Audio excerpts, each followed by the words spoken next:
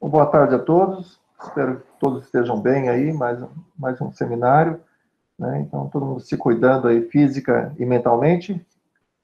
E retornando então aos nossos seminários, hoje a gente tem o prazer de ter aqui com a gente o Davi Nesvorny.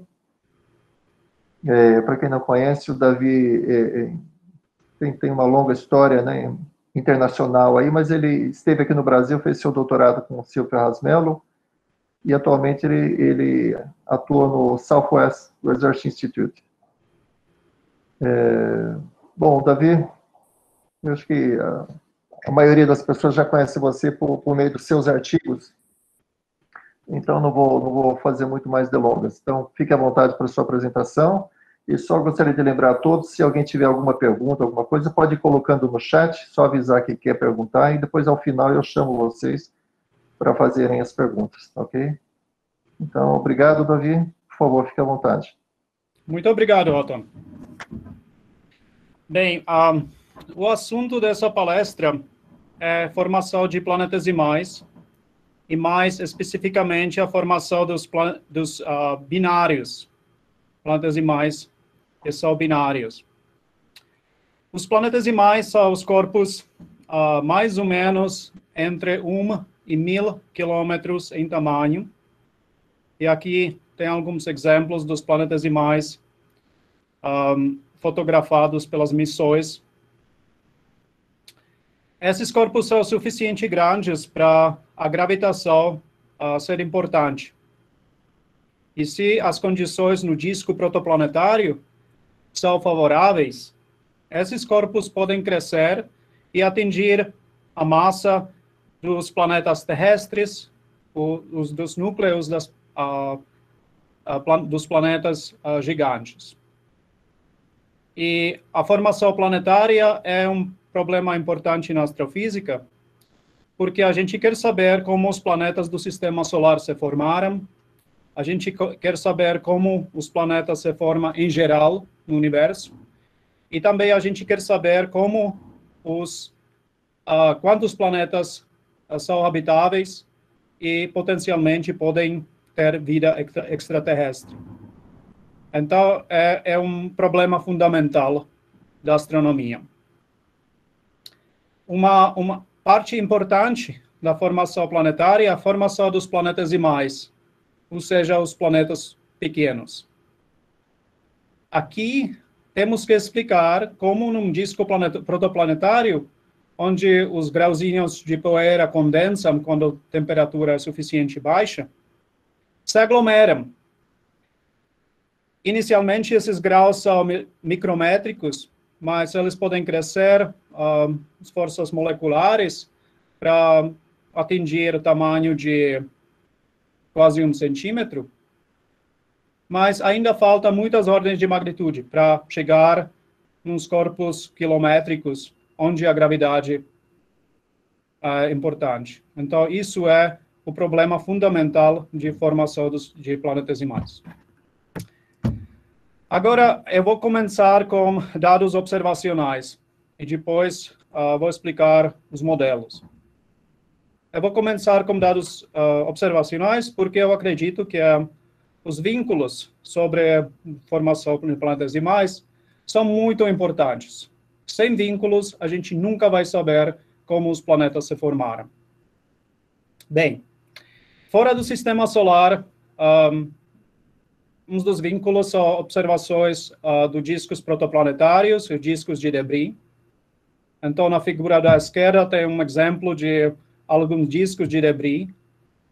Os discos, esses discos são gerados pelas colisões nos cinturões de planetesimais ao redor das estrelas distantes. Essas colisões criam corpos pequenos, criam poeira que pode ser observada nas ondas termais. Que se encontra aqui é que esses discos são bastante frequentes na galáxia, e isso acentua a importância dos planetesimais para a formação planetária. Mas, além disso, é um vínculo bastante indireto sobre a formação. Mais perto de casa, temos cinturão asteroidal, que figura do lado direito. A cinturão asteroidal foi caracterizado com bastante detalhe. Por exemplo, sabemos em detalhe a distribuição dos tamanhos dos asteroides, que é mostrada da figura da direita. Então, essa distribuição é bastante interessante. Tem essa onda, mais ou menos no diâmetro de 100 quilômetros. Depois tem várias outras ondas. O problema de usar essa informação como vínculo é que o cinturão asteroidal evoluiu colisionalmente. Então, a gente não sabe se essa distribuição mostrada aqui é primordial ou como foi afetada depois pelas colisões. Então, temos uma dificuldade aqui. É mais fácil de procurar vínculos melhores no cinturão de Kuiper. O cinturão de Kuiper é cinturão além dos planetas demais, além da órbita do Netuno. Aparentemente, no cinturão tem duas populações. Uma população que tipicamente se chama população dinamicamente quente. Essa população é menos útil para ser usada como vínculo, porque ela foi afetada pela migração do Netuno, ela representa bastante massa, e também, como o cinturão asteroidal, essa população evoluiu colisionalmente. Então, na nossa procura de vínculos, o melhor é a população dos clássicos frios. Os clássicos frios se formaram e sobreviveram num disco bastante estreito, e eles não representam muita massa. Especificamente, a massa estimada é mais ou menos 1/1000 da massa terrestre. E com essa massa, não tem evolução colisional. Então, concluímos aqui que os clássicos frios são o melhor vínculo sobre a formação dos planetas demais. Essa figura mostra mais ou menos a mesma coisa como a prévia animação. Aqui, na figura em cima, se mostra a excentricidade. A figura de baixo é a inclinação dos corpos transneptunianos. E os clássicos frios são os pontinhos vermelhos. Então, aí dá para ver que os clássicos frios são mais ou menos distribuídos entre 42 e 47 unidades astronômicas. Isso é entre ressonância 3:2 e 2:1 com Netuno. E eles têm baixa excentricidade e baixa inclinação. Bem, então, como os clássicos frios ajudam a gente a entender a formação planetária? Que características eles têm? A primeira característica que eu queria destacar aqui é que eles existem em pares. Tem muitos binários nos clássicos frios. Aqui tem várias imagens dos binários obtidas no telescópio de Hubble. As estimativas dizem que mais ou menos 30%, talvez 50% dos objetos frios são binários, que é uma quantidade enorme. A principal dificuldade é que é a resolução angular nas observações telescópicas, que é difícil ver os binários que têm componentes bem próximos de um outro, ou binários de contato. Então, a gente não sabe quanto é importante é essa população. Então, essa estimativa de 30% a 50%, essa é a estimativa para os binários que são possíveis de resolver das observações do Hubble Space Telescope. A característica interessante é que a magnitude dos dois componentes no mesmo binário são quase iguais. Isso indica que os componentes do binário são tipicamente mais ou menos iguais do tamanho. Que é observação interessante, porque no sistema solar, tipicamente, a gente tem corpo grande, um primário grande, como a Terra, e a Lua pequena, como a Lua da Terra. E nesses casos de um primário grande e o satélite pequeno,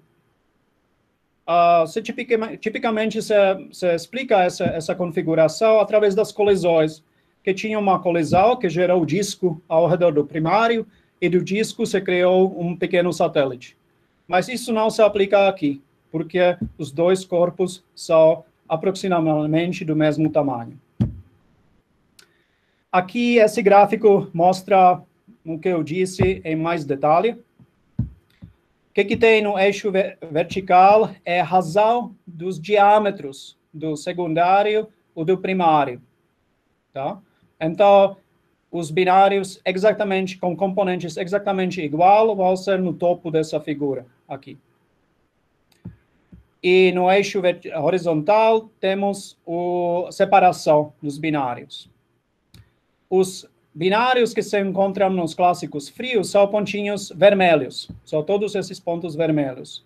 Então, o fato que esses pontos vermelhos aparecem aqui na figura superior, na parte superior da figura, mostra que os componentes desses binários são mais ou menos os mesmos. Do que se trata as separações? As separações aqui é normalizado pelo tamanho dos componentes, e essa separação normalizada varia entre 10 até 1000 até 1000. Esses binários são super separados. Eles, a velocidade orbital para eles são por volta de 1 metro por segundo. Que é a velocidade bastante pequena. E esses binários são bastante frágeis. A gente tem bastante informação sobre as órbitas dos binários no cinturão de Kuiper. Aqui eu queria destacar a inclinação dos binários. Isso não é inclinação heliocêntrica. Como já falei, inclinação heliocêntrica dos objetos frios é pequena, entre 0 e 5 graus. O que se mostra aqui, em vez, é a distribuição das inclinações mútuas, da inclinação do binário, como a eclíptica. Aqui é o gráfico polar.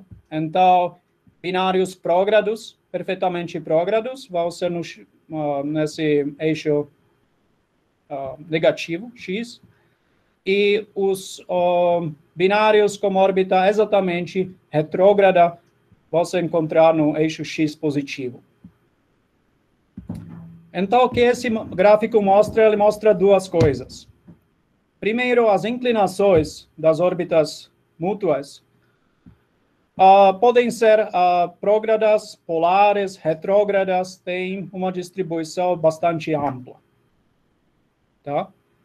E a segunda coisa é óbvia dessa figura, que tem uma certa preferência para órbitas prógradas. Mais especificamente, mais ou menos 80% dos binários têm órbita prógrada e 20% têm órbita retrógrada. Então, se temos algum modelo de formação planetesimal, formação dos binários, o modelo tem que explicar por que tem essa preferência 4:1 que favorece movimento prógrado. Também temos vínculos das observações fotométricas dos binários. O Otton, nesse monólogo, eu não tenho certeza que todo mundo escuta. Dá para escutar? Está indo bem? Sim, tá tudo ok, tá ótimo, tá perfeito. Eu não queria Pode falar continuar. uma hora aqui sozinho. Tem que saber Qualquer que coisa eu aviso, qualquer coisa eu aviso. Tá bom. Bem, então temos também observações fotométricas dos binários.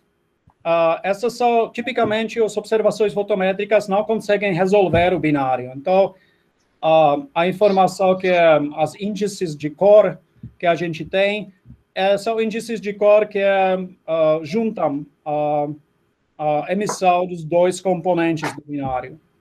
Mas usando o Hubble Space Telescope, é possível de resolver os componentes individualmente e comparar as cores. Infelizmente, não dá obter os espectros, que seria ainda melhor, mas pelo menos a cor é uma informação sobre a composição da superfície.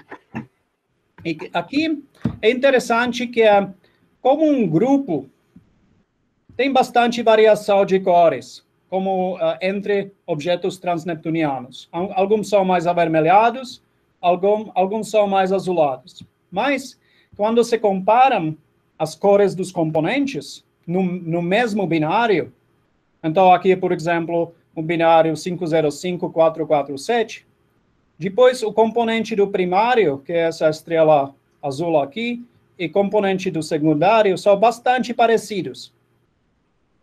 Essa cruz aqui no meio é a cor média dos dois. Mas eles são bem próximos. Se a gente pega outro, aqui, os dois componentes têm cor igual. Tá? Isso acontece tipicamente nessas observações.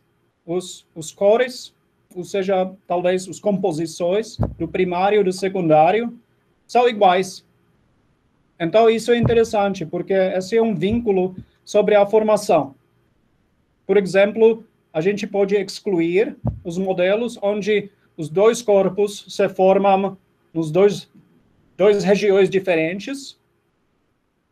Eles têm composição diferente, e depois acontece captura aleatória, porque essa captura criaria os componentes com cores diferentes. Né? Então, isso é um vínculo importante sobre a formação.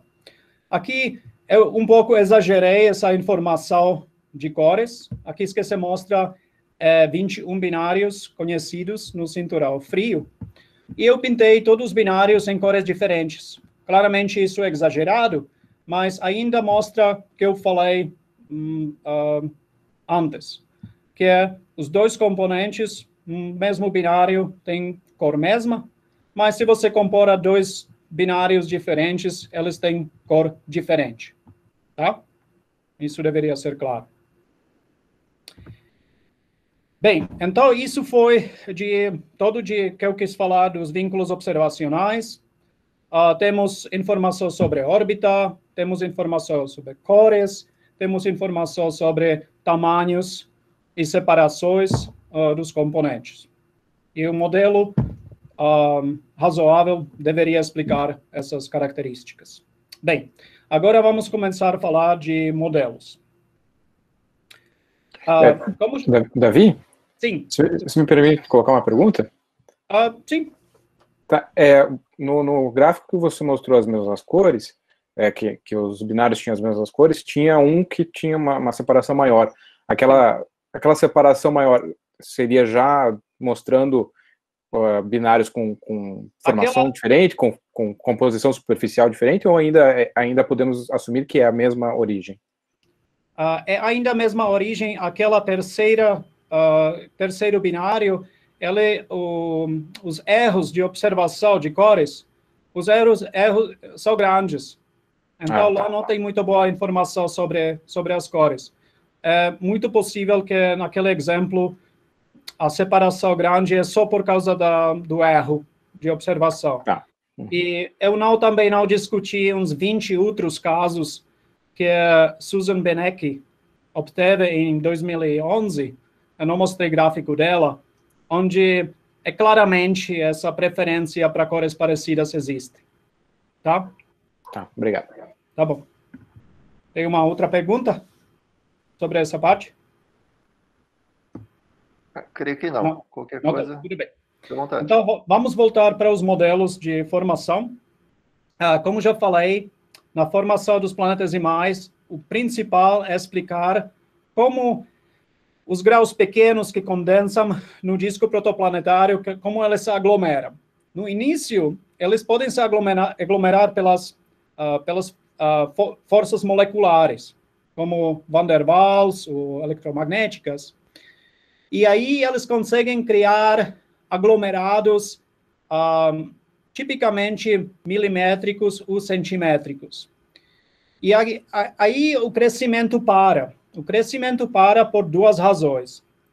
Primeiro, porque as forças moleculares não são suficientemente fortes para manter os corpos decimétricos ou métricos coerentes durante as colisões. Quando as colisões acontecem, esses corpos maiores são destruídos e se mantém um equilíbrio onde corpos maiores têm sempre tamanho menor que 1 centímetro.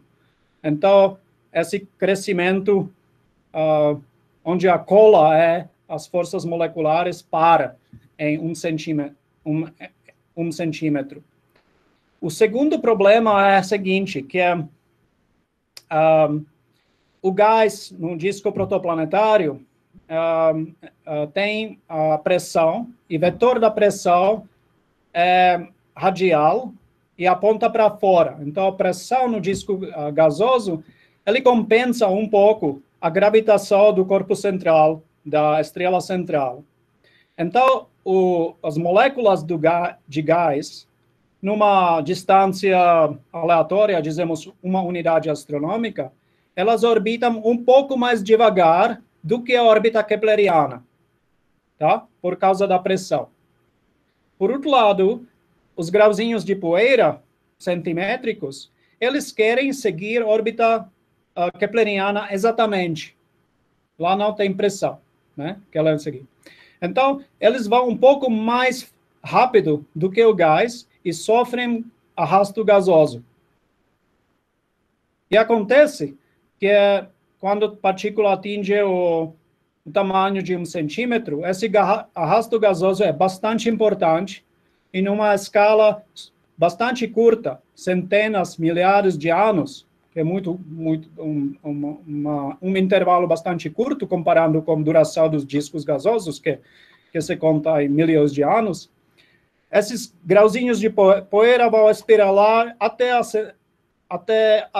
a estrela central. Então, não vão sobreviver. Tá? Então, por duas coisas, pelo menos, existe essa barreira de 1 metro. É muito difícil entender como os grauzinhos de poeira pularam essa barreira para atingir massa suficiente para a gravidade ser importante. Bem, tem muitos modelos de formação dos planetesimais, tem modelo clássico, tem várias instabilidades, tem modelos mais modernos. Mas aqui eu vou discutir um modelo só. E esse modelo é modelo de instabilidade, streaming instability. Eu vou explicar o que significa isso. E o colapso gravitacional. Tá. Então, vamos começar com o streaming instability. É um processo bastante complicado, que não vou explicar em detalhe aqui, mas esse processo depende exatamente daquela interação das partículas sólidas com o disco gasoso e o arrasto que as partículas sofrem. Eu vou dar exemplo. Frequentemente, essa situação se compara com a competição de biciclismo. Numa competição, frequentemente acontece que um dos ciclistas quer avançar do pelotão, então ele avança, mas naquele momento ele tem que trabalhar duro, né? Porque ele sofre arrasto muito forte.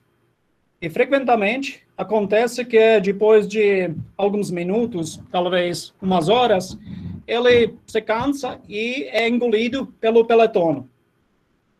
Tá? Então, o peletono cresce em tamanho. Tá?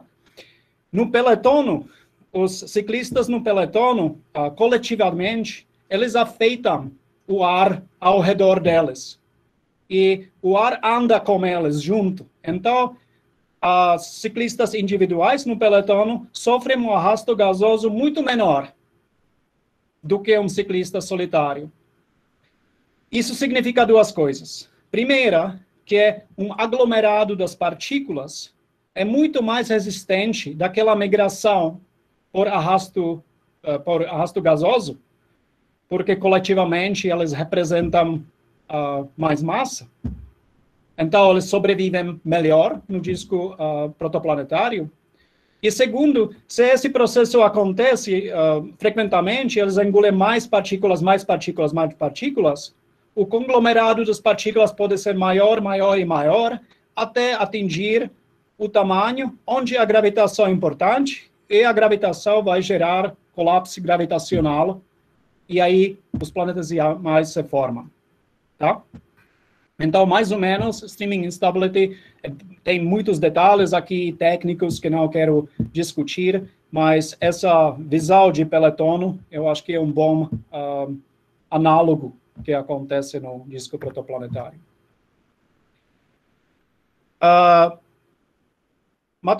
Matematicamente, a instabilidade pode ser descrita dessas equações. Eu quis dar um exemplo muito simples aqui. Essas duas equações de em cima são só conservação de massa.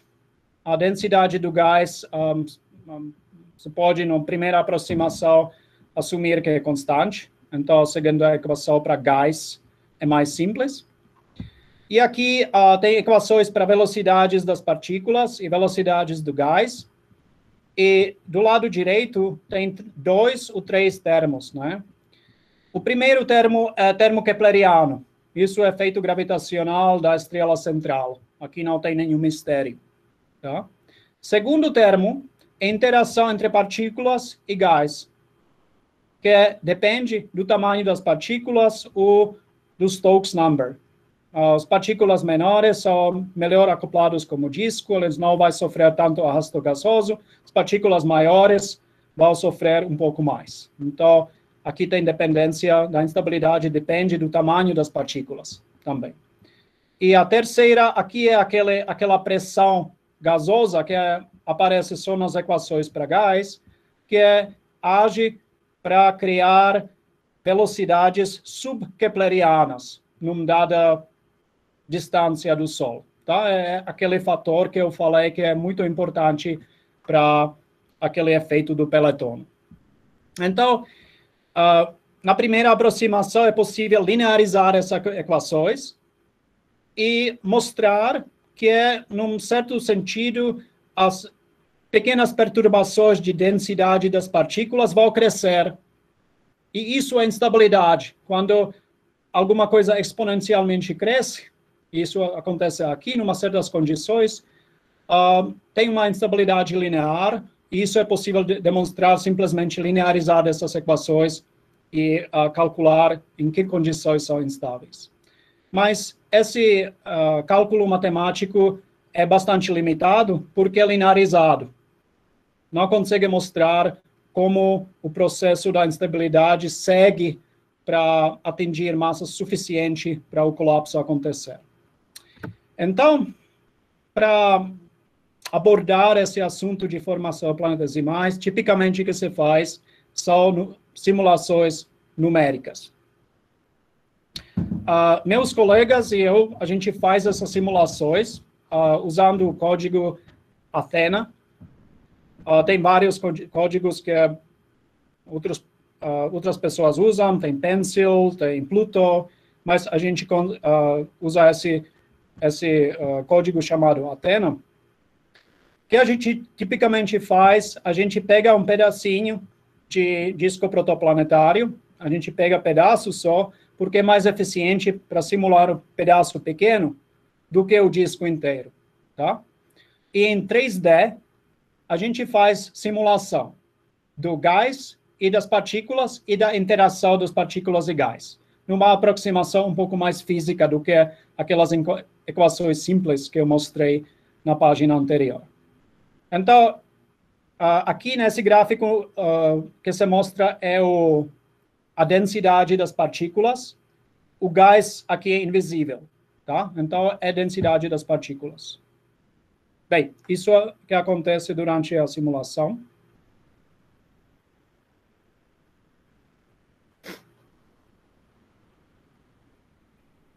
Então, tem 3 fases aqui. No início da simulação, o Streaming Instability cria esses filamentos azimutais, tá? Na segunda fase, esses filamentos fragmentam para criar os nossos peletonos, os nossos nuvens de partículas. E na terceira imagem aqui, eu mostro o resultado final da simulação, onde os círculos são esferas de Hill. Então, o fato que a aglomeração das partículas está dentro da esfera do Hill mostra que essa nuvem vai sofrer um colapso gravitacional. Tá?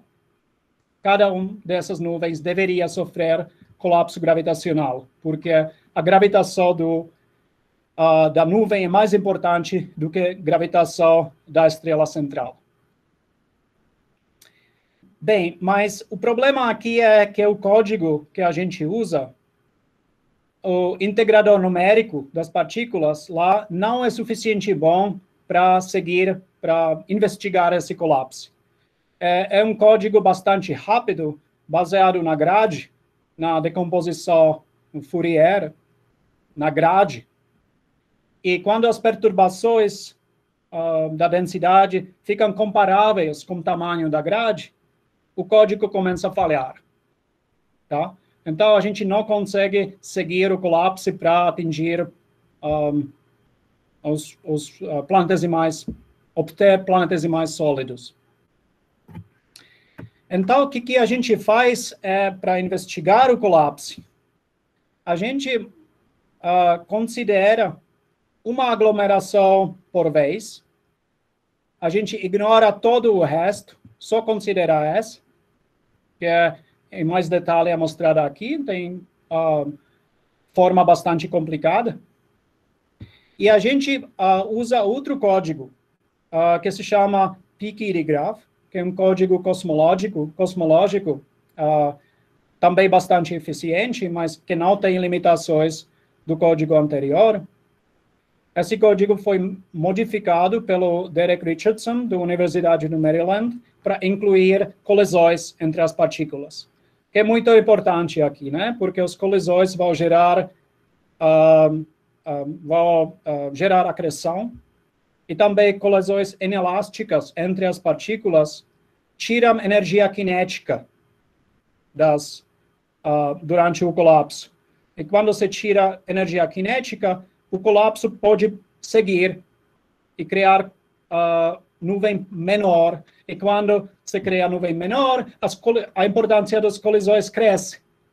Então, tem esse processo de feedback que existe nessas simulações. Bem, aí a gente ignora gás, porque o gás não está importante nessa fase, e considera colisões entre as partículas.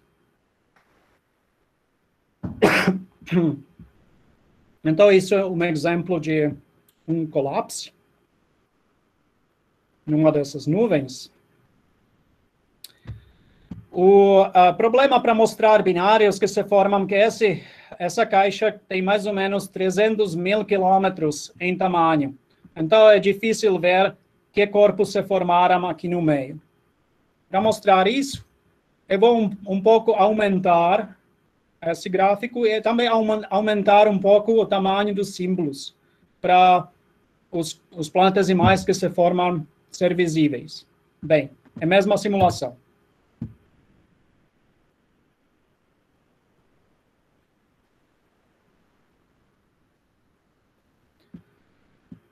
Então, aqui temos nossos primeiros planetesimais. Um binário aqui, outro corpo aqui. É uma evolução bastante complicada. Esse binário está sobrevivendo ainda, mas tem terceira componente aqui. E no final da simulação, esse binário desaparece, colapsa. E o final é um binário componentes bastante separadas e componente com tamanho bastante parecido. Bem, a gente repetiu isso dezenas de vezes, fazendo simulações para diferentes modelos de streaming instability, para diferentes nuvens, variando os parâmetros das simulações. E o resultado desse trabalho é o seguinte. Primeiro, a gente consegue explicar por que tem tantos binários no cinturão frio. Isso acontece porque essas nuvens frequentemente têm uma rotação. Todas as vezes tem rotação. Então, o conteúdo do momento angular é alto. O momento angular não pode desaparecer, ele se conserva. E aí, não é possível produzir um planetesimal só do colapso, porque esse planetesimal deveria ter rotação supercrítica e não poderia existir. Então, a gente vê nessas simulações que quase sempre se forma um binário. O segundo ponto lá deveria ser óbvio. A gente tem, através desse modelo, a composição dos componentes vai ser a mesma. Isso é porque a composição de uma nuvem que se formou numa certa distância, num certo tempo, no sistema solar, ou ao redor da outra estrela, a composição é igual, é única. E esses componentes se formam daquela nuvem. Então, vai ter composição e as cores iguais. Que explica por que os componentes dos clássicos frios têm cores iguais. Os tamanhos dos componentes frequentemente são os mesmos, porque isso colocar o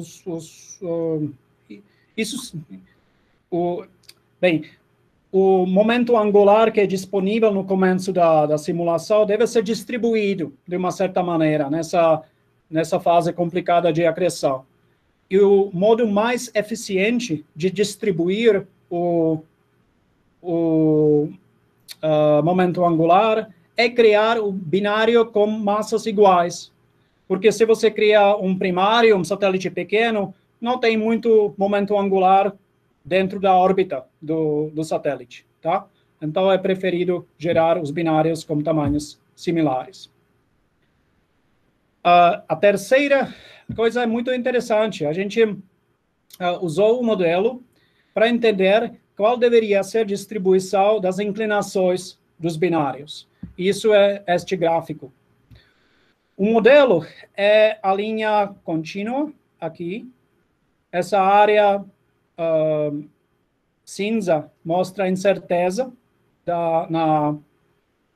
nessa estimativa, dado que a gente tem só uns 21 binários onde a gente sabe a inclinação.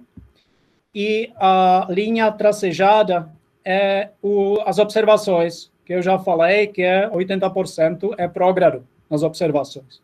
E o modelo consegue reproduzir essa observação perfeitamente, tá?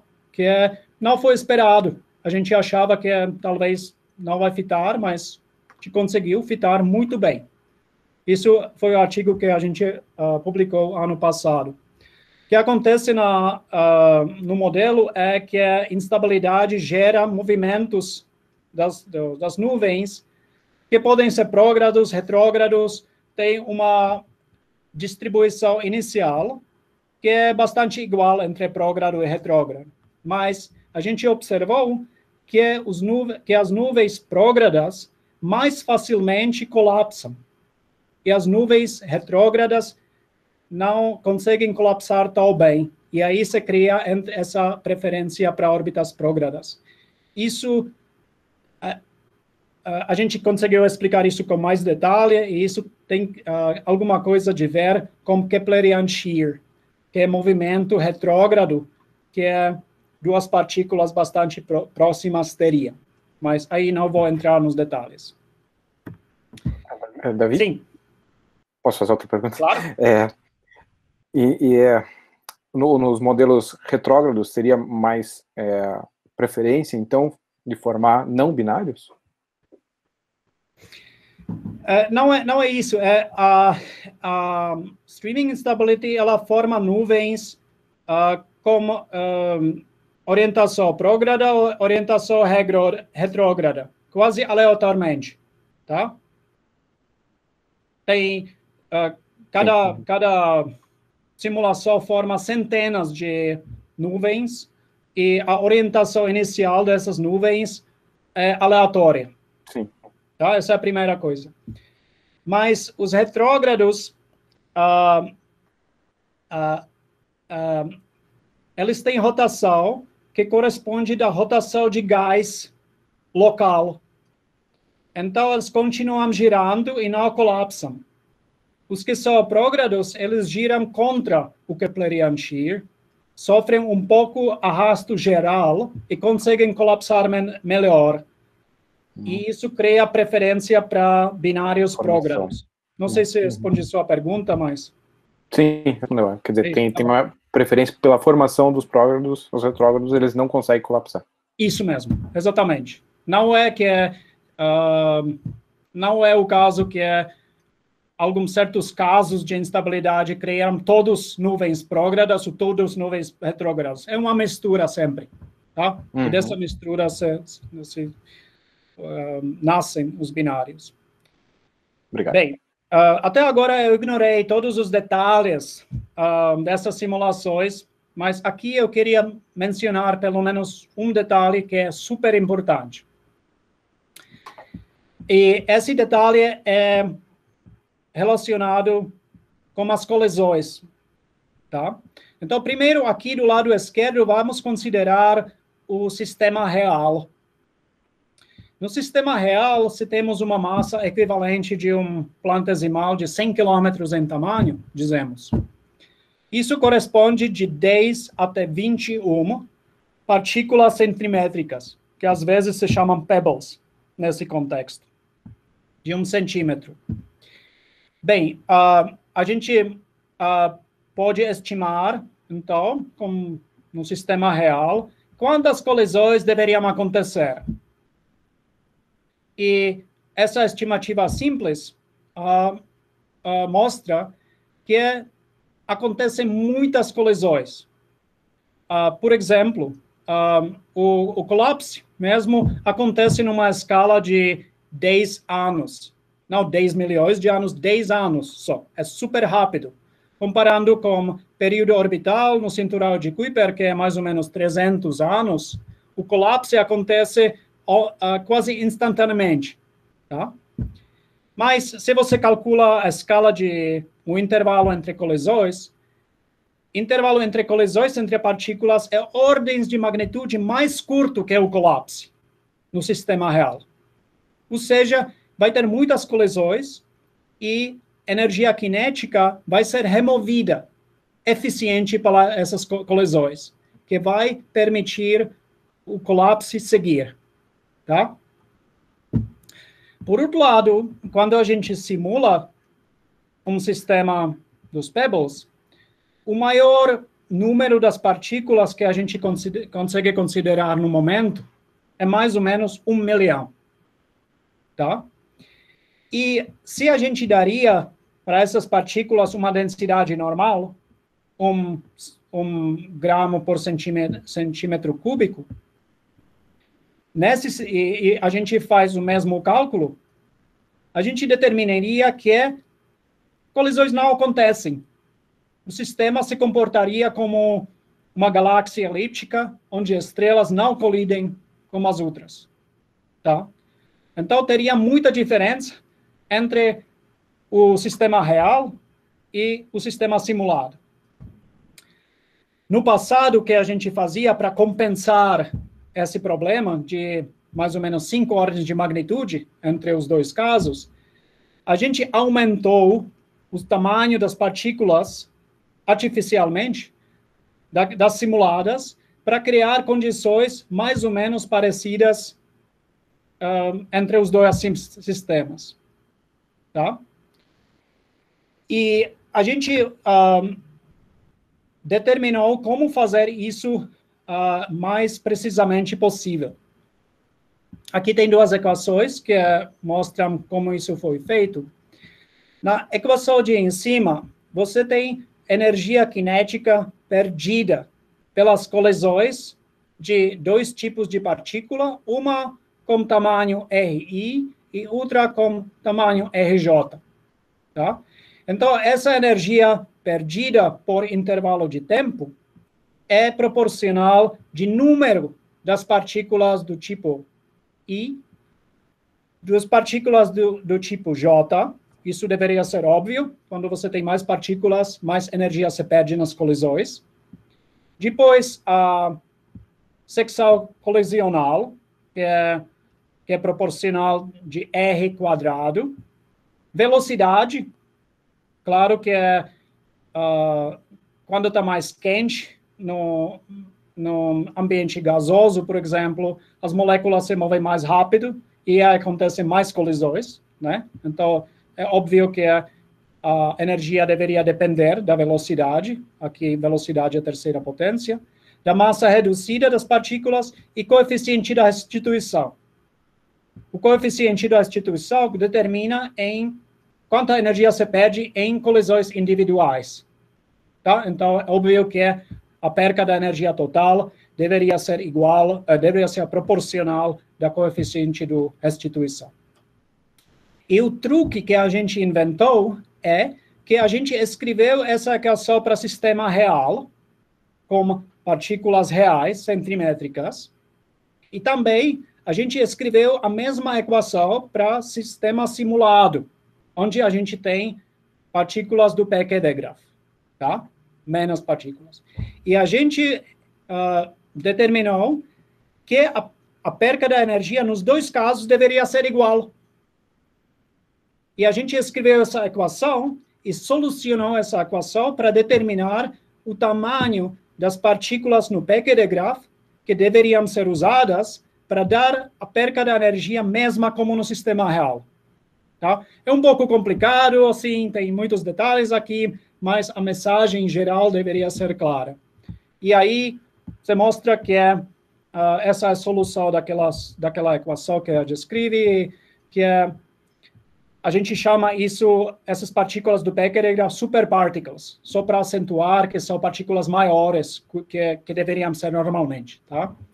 E esse método permite a gente determinar o tamanho das superpartículas em função das partículas que a gente quer simular, e aqui tem proporcionalidade em razão das massas.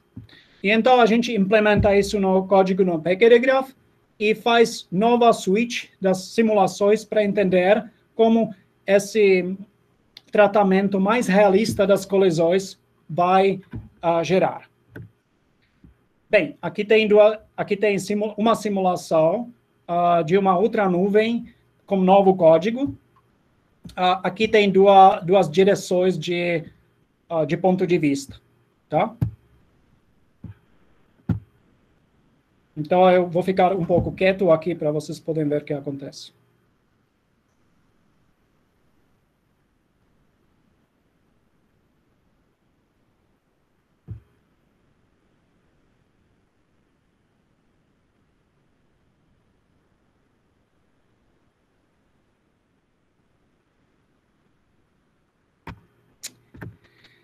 Bem, então, aqui o colapso acontece de um modo um pouco diferente do que aquele colapso anterior. Depois do colapso inicial, se forma um disco no centro. Tá? Esse disco não se formava com aquele tratamento dos colisões mais simplificado. Aqui o disco se forma simplesmente porque tem muitas colisões e muita energia cinética é removida nas colisões. no final se forma um disco. E durante essa fase do disco, a maioria das planetesimais vai crescer. Mas o disco é instável, ele não sobrevive muito tempo. Ele não sobrevive porque durante o colapso, esse material que está caindo em cima do disco, ele traz momento angular adicional, que aumenta a rotação do disco, até o disco ficar instável. E como no caso anterior, a gente determina, frequentemente acha um binário no final.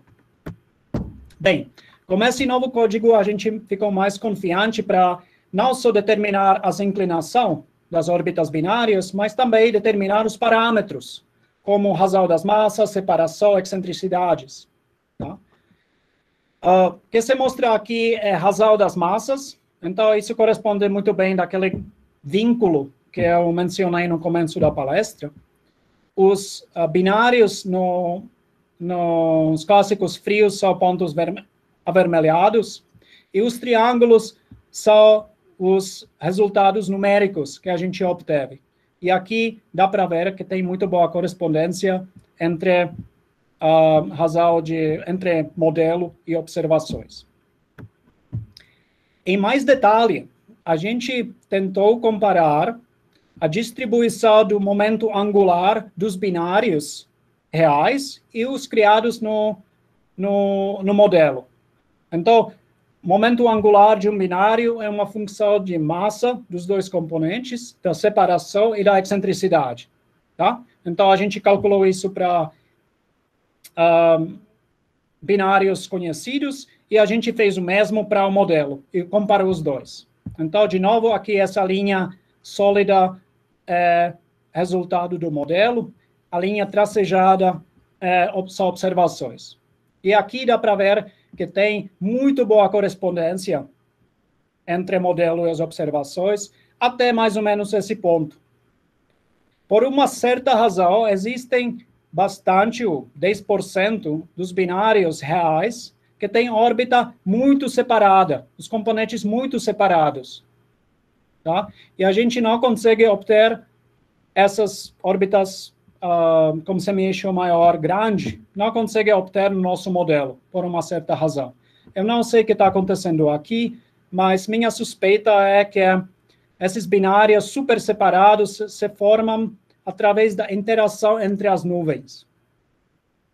E se vocês lembram, no nosso modelo, essa interação não se considera. A gente considera uma nuvem por som, por si mesma. Então, talvez, nos modelos futuros, onde se considera uma interação entre as nuvens, duas nuvens que são capturadas mutualmente, vão ter bastante momento angular, de repente conseguem formar um binário mais separado. Bem, chegando no final dessa palestra, a minha mensagem é que muito tempo atrás, 4,5 bilhões de anos atrás, quando o sistema solar se formou, tinha um pelotão de pequenas partículas que cresceu, até colapsar num planetesimal só, né?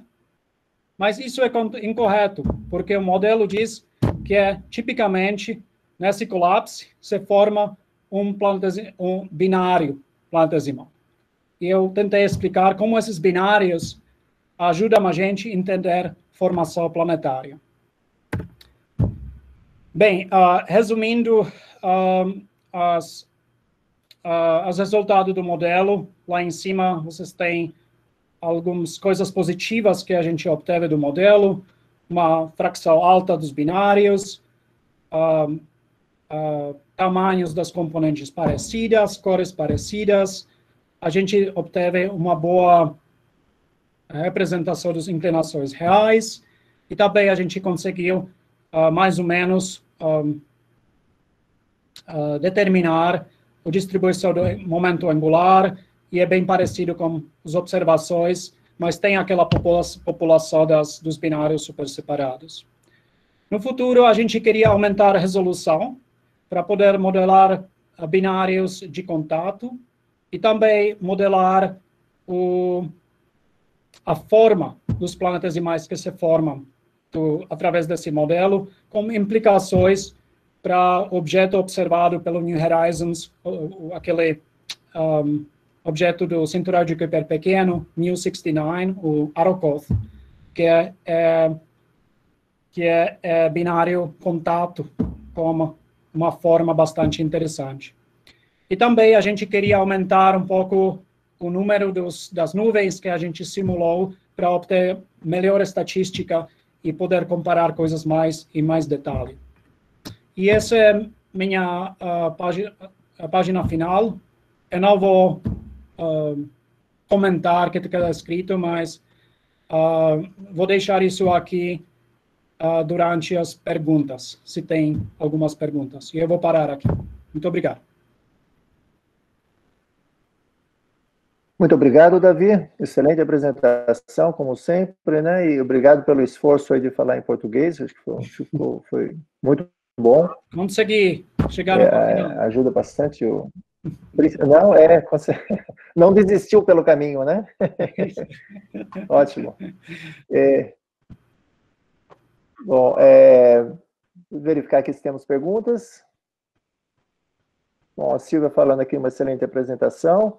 Não tem nenhuma aqui na lista. Se alguém quiser fazer pergunta, me informe aí, levante a mão. Professor, posso fazer uma pergunta? Eu tenho uma pergunta, na realidade. Bom, Ernesto, eu falo depois. Fala, Ernesto.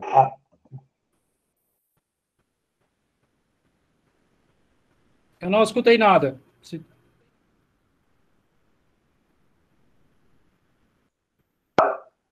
Eu também não. Ernesto, não está dando para ouvir.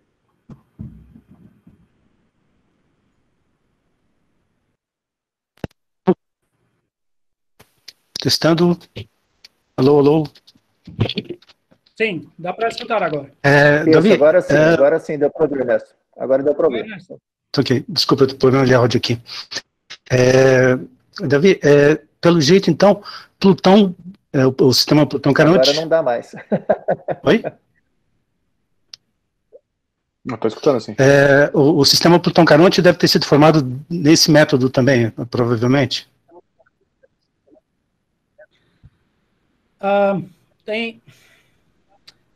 Bem, é muito boa pergunta, tá? Eu diria sim, mas o modelo clássico de formação do Plutão e Caronte não é esse. O Robin Canup, que é minha colega aqui do Southwest, ela tem modelos de colisões entre corpos grandes. Ela trabalhou sobre formação lunar, né? E ela aplicou os mesmos modelos por volta de 2009, eu acredito, 2010, talvez, no sistema de Plutão e Caronte. E ela teve bastante dificuldade em criar o Caronte com uma colisão, porque Caronte tem bastante massa comparando com Plutão, né, com primário. E isso é difícil de explicar através de acreção de um disco ao redor do primário, porque o disco nunca fica suficiente massivo depois da colisão. Tá? Então, o que ela propôs era que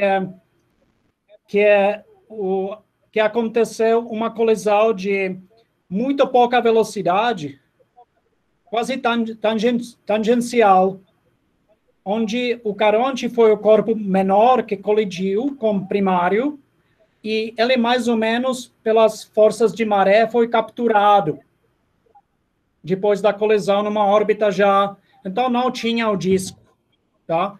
Então, isso é modelo clássico da formação do Caronte, só que é um pouco difícil de ter essas condições, porque a velocidade deve ser extremamente baixa. Se a velocidade está alta, o Caronte vai sumir, né? Então, não é muito claro se esse modelo é suficiente eficiente para gerar Caronte. Por outro lado, o streaming instability, eu tenho certeza que a streaming instability e colapso gravitacional cria esses binários de centenas de quilômetros no cinturão frio, mas para formar Plutão e Caronte, deveria ter uma nuvem muito grande, né? com muita massa inicial. E não é muito claro se essas nuvens se formam em primeiro lugar, tá? Então, para responder sua pergunta, tem duas possibilidades, não é muito claro o que se aplica no momento. É muito bom. Primeiro aí, agradecer a sua palestra, muito boa, tá? Bastante didática. Obrigado. Gostei bastante, muito legal. Então, de certa forma, dá para verificar que no cinturão de Kuiper deve ter formado vários e vários corpos binários, né? Então, é possível, então, aquelas teorias que dizem que alguns satélites irregulares podem ter sido formados através da captura desses binários, ainda pode até ser melhorada com essas Isso. ideias. Exatamente. Por exemplo, tem ideia sobre Tritão, né, que foi capturado, talvez, uma componente de um binário que foi capturada ao redor do Netuno. E, bem, as duas coisas andam mão em mão, né, porque para poder ter essa teoria, você precisa bastante binários originalmente, mas aqui esse modelo permite criar 100% de binários. Então, aí é mais provável que a captura depois pode acontecer. E esse modelo também dá para ser aplicado aí na formação das estrelas binárias, porque tem uma quantidade de estrelas binárias muito grande. Mudando aí o modelo é relacionado, claramente, né? É um colapso gravitacional, mas é um pouco diferente, porque as escalas. Porque estrelas são gás, né? É gás, nuvem molecular de gás, tem pressão, tem outros mecanismos.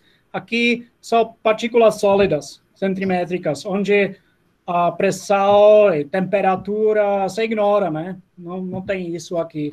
Então, é análogo, mas tem processos físicos que são diferentes. Ok. E só mais uma última pergunta. Aquela sua superpartícula, você já publicou aquela conta? Tem, depois... Tem dois artigos de 2020. 2020. Um é publicado, o título é alguma coisa como Superparticle Method for Simulating Collisions. E a outra que mostra que já usa o método para obter esses resultados é no AstroPH. Eu coloquei ela no AstroPH umas 2 semanas atrás. Então, aqui eu vou dar uma procurada. É que nós estamos justamente com um problema desse aí, de formação planetária, e se a gente coloca as densidades reais da partícula, a gente... bom, força demais a densidade, né? Mesmo problema, exatamente, mesmo problema, né? Então, exatamente. O método se aplica, não é só colapso gravitacional, pode se aplicar numa formação planetária clássica, onde tem corpos girando ao redor do Sol, e você quer aumentar um pouco o tamanho dos corpos, de uma maneira esperta, para reproduzir a realidade. Então, é possível usar o mesmo método, sim. Então, aqui, muito obrigado aí, Davi. Obrigado, Alton, aí. Parabéns aí, Davi, pelo trabalho e pela apresentação. Obrigado. Ok. Obrigado, Ernesto. Agora a gente poderia... O Rafael Ribeiro quer fazer uma pergunta, Rafael, por favor. Sim, obrigado. Primeiramente, agradecer muito pelo excelente seminário, Davi. Aprendi muito hoje. Eu queria saber, porque tem uma discussão agora sobre o AeroCop, né, o último trabalho que você está fazendo com o MOG, a respeito da possibilidade de os pequenos objetos do cinturão de Kuiper, eles não serem primordiais, né? Eles sofreram uma colisão uma evolução colisional de equilíbrio. Eu queria saber se depois dessas nuvens se colapsarem, se esses pequenos objetos que não se formam binários, eles passam por um processo de equilíbrio, de colisão. Você possa explicar essas observações? Sim. Rafael, eu escutei mais ou menos cada segunda palavra que você falou, mas eu acho que entendi, tá? Pergunta. O AeroCop está aqui, aliás, né? Bem, sim, acontece. No momento, a gente não publicou nada sobre isso porque a gente tem um pouco problema com a resolução, né, nessas simulações, que a gente considera só 1 milhão de partículas e não consegue, no momento, por razões práticas, considerar mais, e aí a gente não consegue resolver esse tipo de corpos em suficiente detalhe. Mas eu posso dizer que nas simulações que eu usei até agora, frequentemente acontece que os corpos pequenos se aproximam de uma velocidade pequena e, dependendo como você trata colisões, né? Se todas as colisões são mergers, acreções, aí a gente não consegue manter forma, mas eu tenho bastante colisões onde se formam aglomerados. E, frequentemente, esses aglomerados são dois corpos, mais ou menos, tamanho parecido, girando no espaço. Então, eu vi esses casos bastante, sim. Entendi, muito obrigado. Tá. Ok, Davi, eu vou ter uma pergunta aqui do Elbert, mas eu vou fazer uma pergunta que eu acho que tem a ver com o que você acabou de falar, por isso que eu acho que fica mais fácil. No caso da Rocote, os lóbulos, um dos lóbulos é bem achatado, né? Sim. É bem... tem algo a ver, porque você falou aí que, nesse caso, você tem esses aglomerados, agora o formato deles não são meio esféricos, ou eles chegam a ter alguma preferência? Para modelar os binários afastados é relativamente simples. Para modelar binários que são mais próximos, lá você começa a precisar uma resolução boa, né?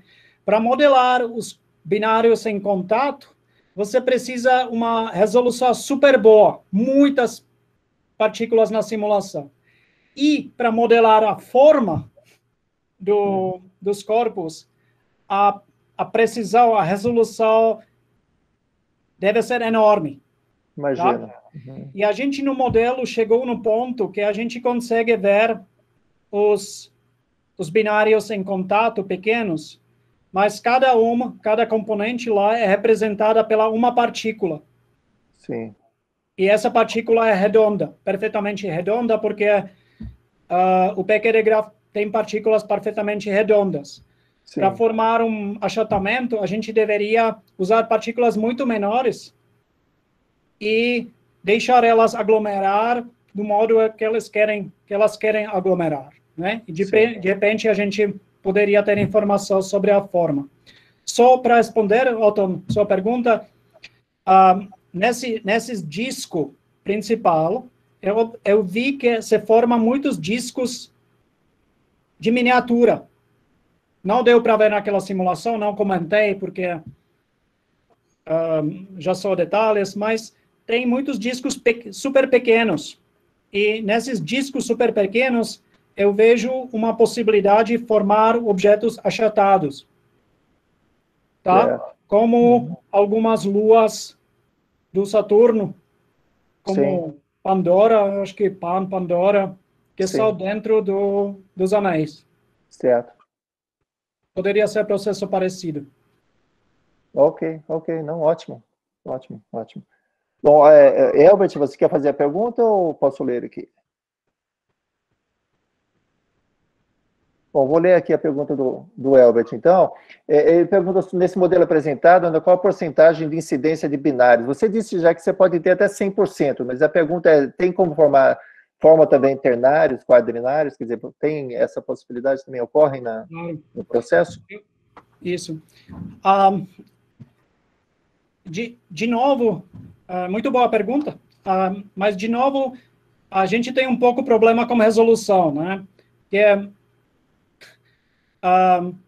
na simulação numérica, usando 1 milhão de partículas, que são superpartículas, então eles têm tamanhos maiores, né?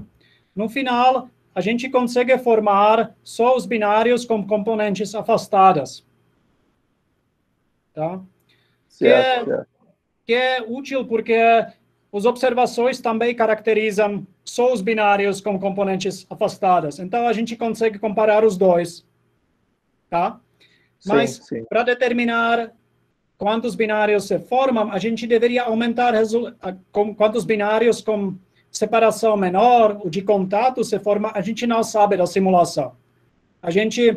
Na simulação o que acontece que é, em vez de se formar binário de contato, essas duas partículas aglomeram numa partícula só. E aí a gente não consegue entender que parte. Então a gente determina que mais ou menos 50% na simulação, 50% dos objetos é aparentemente o binário, mas a gente suspeita que a gente perde muitos binários por causa da resolução.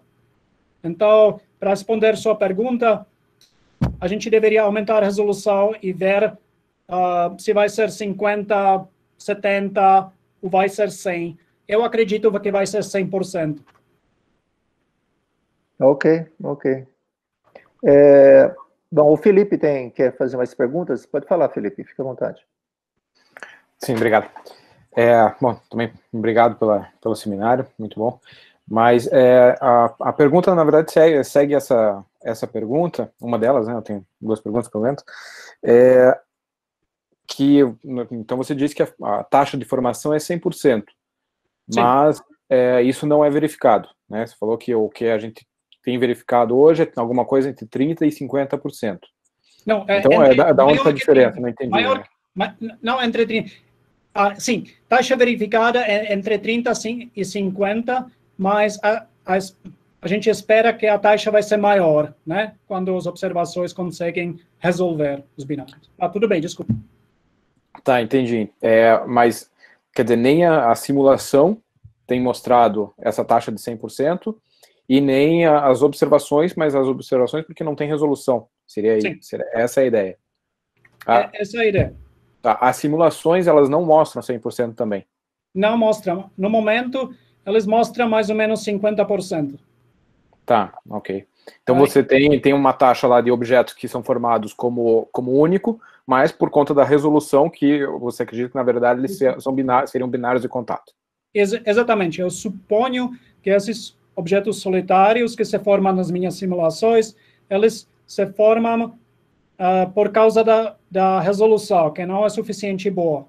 E eu entendo isso porque quando vejo a rotação do objeto solitário que se formou, essa rotação é super crítica.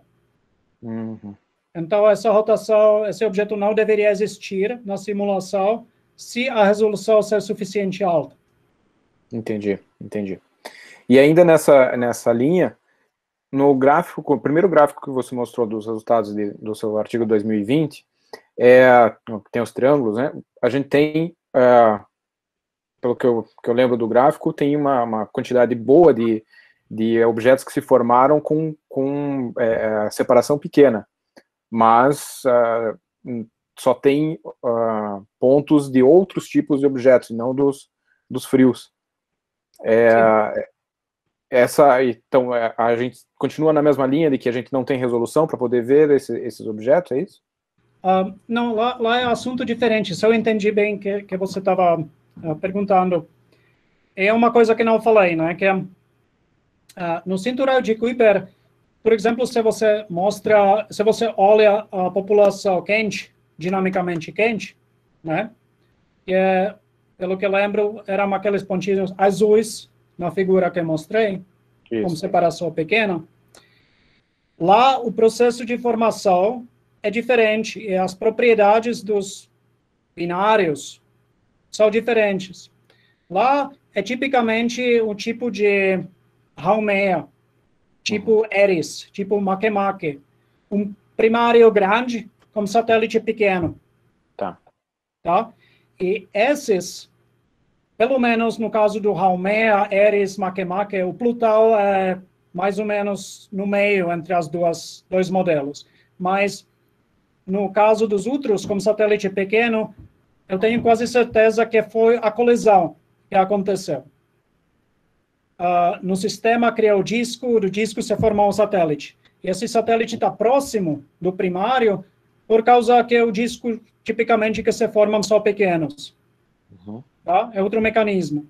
E isso é bastante normal, porque na população quente, acontecerá muito mais colisões, como falei no começo, né? É a população que representava muita massa, muitas colisões, então a esperança é que lá se formaram muitos satélites pouco separados, com razão de massas alto, pelas colisões. Sim, mas pelo que eu entendi, a simulação também mostra esse tipo de objeto, né? Também tem os triângulos da simulação isso, naquela região. Sim. Então, quer dizer, seriam formados também por colisão. Então, a gente deveria encontrar também esse tipo no disco frio. Pode ser. Podemos discutir isso, né? Porque pode ser. A gente não se concentrou nos satélites pequenos, porque lá a gente tem menos certeza sobre as colisões, né? Lá os dois modelos podem funcionar. Então a gente discutiu os binários de massa igual, porque aquilo é único para nosso modelo. Mas para o seu segundo comentário, se existem no cinturão frio os binários com primário grande e o secundário pequeno, bem, não se sabe isso, porque, de novo, quando você tem objeto grande e objeto pequeno, é mais difícil resolver das observações do Hubble esse tipo de configuração do que se o secundário é grande. Então, talvez no futuro, quando a resolução, a sensibilidade das observações aumenta, vai aparecer essa população de binários com corpos menores, com secundários menores. Entendi. Obrigado. Ok, Felipe. Obrigado. Mais alguém gostaria de fazer alguma pergunta, algum comentário? Eu posso fazer mais um comentário, na verdade, é mais um comentário claro. mesmo. Sobre os objetos com grandes distâncias, agora indo para o que você mostrou que tem dificuldade de formar, não seriam talvez duplos próximos e um ternário, ou mesmo um sistema ternário que acabou perdendo um dos componentes para formar as separações maiores? Pode ser isso, né? Tá. Pode ser, pode até não perder aquele binário no meio, talvez não é resolvido através das observações, né? Então, não é claro se é um objeto solitário, um binário. Pode ser, claro, pode ser. Ok. Obrigado. Ok. Então, aparentemente ninguém mais tem perguntas. Então, aproveitar e agradecer novamente, Davi, excelente apresentação, como sempre, e um trabalho realmente, né, esse conjunto, né, não um trabalho, esse conjunto de trabalhos que é um breakthrough aí na área, né? Eu acho que realmente muito bom, muito bom. Parabéns e, mais uma vez, obrigado pela apresentação. Muito bem. Obrigado pelo convite. E boa tarde para todo mundo. Ok, Davi. Agora a gente tem no final, após